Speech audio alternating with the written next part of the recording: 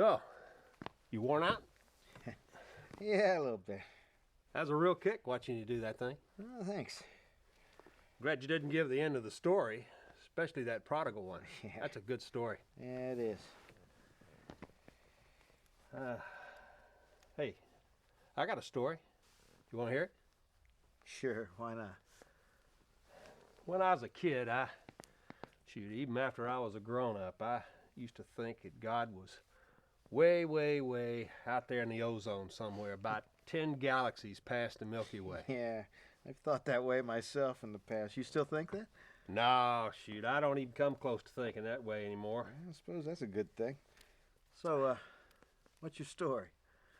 Well, it's personal. I mean, do you mind? Not at all. Well, a few years back, went through a bad spell. I was working construction and a long way from home, and I was away from my wife and kids for months on end, and I had this crummy little furnished apartment, and I just sit around there and started feeling lonely and frustrated, and well, kind of like I was just a fish out of the water, just down. And I'd come home at night to that little apartment, and I'd just flip the channels, surf right past those TV preachers. I didn't pay them much attention because I figured God wasn't much interested in my crummy little life, that he was probably way out there in the universe somewhere being big. Yeah. Well, it was about Christmas time, and I was sitting around just sort of feeling sorry for myself, and I got this idea. I think I'd just get me a pet. That sounds You know, reasonable. something to keep me company. Yeah? Well, they wouldn't let me have a dog in this apartment. So I went down to the pet store, and I got me this big old fish tank. And I took it back to the apartment to set it all up. And I got they got the water level and the chemicals and all that stuff just right. And I got me some little plants, and I put those in there. Yeah. And I got some of those little rocks, and I put those in there. And some of those little underground houses, I put those in there. I mean, it was really nice. And after I got that all set up, I went back down to the pet store, and I picked out about 15 real nice little fish. And the guy at the pet store, he put all those little fish in separate plastic bags, and he wrapped a little rubber band around the top. Yeah. You know how they do. Yeah. Well, when I got back to the apartment with those fish, I real gently poured them into that tank. And I was real careful about it because I didn't want to scare them or anything. It must have taken me an hour. And man, you should have seen it. Those fish, they started swimming like crazy. They were just free and easy all over that place like they didn't have a care in the world. I mean, it was something. So I take the top off this fish food container I bought, and whew, man, I mean, that stuff smells awful. And so I leaned over the top to drop the food in there, and you would have thought nuclear holocaust was about to happen. I mean, they scattered and scooted into those rocks, and they hid as if their lives depended on it. And I dropped the food in there, and I just sort of waited for them to come and get it. But they were so scared, they wouldn't even come out of those rocks to eat. I mean, they just hid in there. I gotta tell you, it hurt my feelings. I mean, here I am standing over this tank, you know, talking out loud to these fish, telling them what a good guy I am. And then, you know, I even started circling the tank, you know, just tapping on the side and pushing my nose up against there, just anything. And just yapping about how I was there to take care of them and everything. And I mean, just nothing. It became obvious to me that these fish weren't listening. So I just sat down on the sofa and watched them some more, and then they eventually came out and ate their dinner. But I fell asleep that night just watching those little fellas.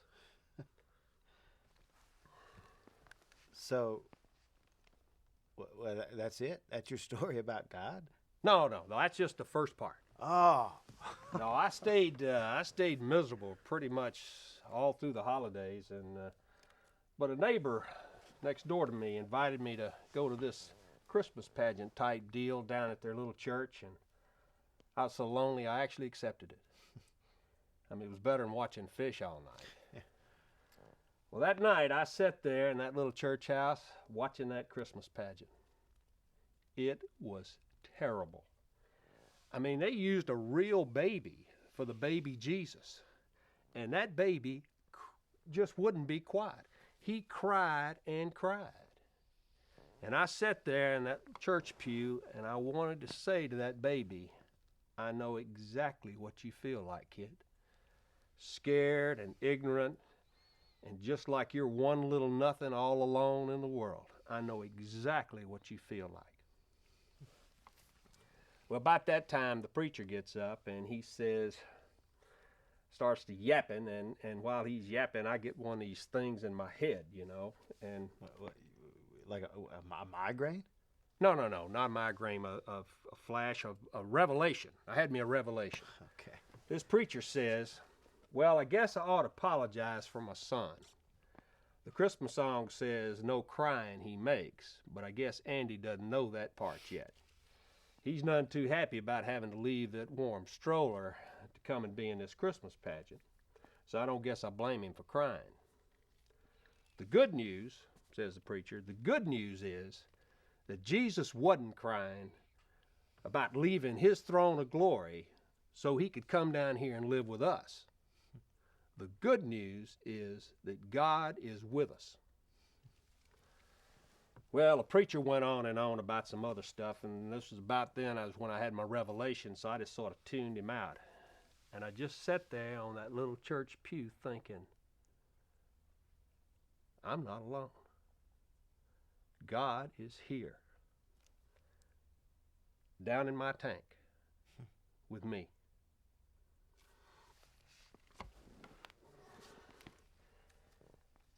Well, I went back, I left that little church house that night, went back to my apartment, sat down next to my fish tank, and I just cried and cried.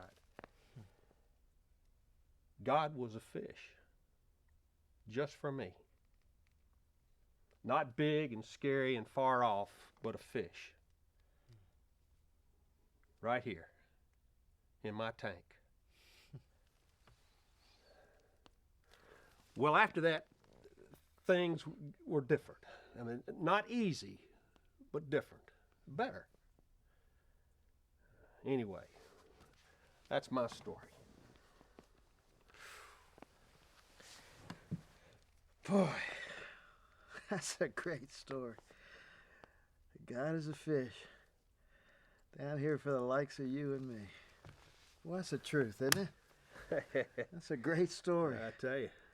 I better be careful. You may steal my job.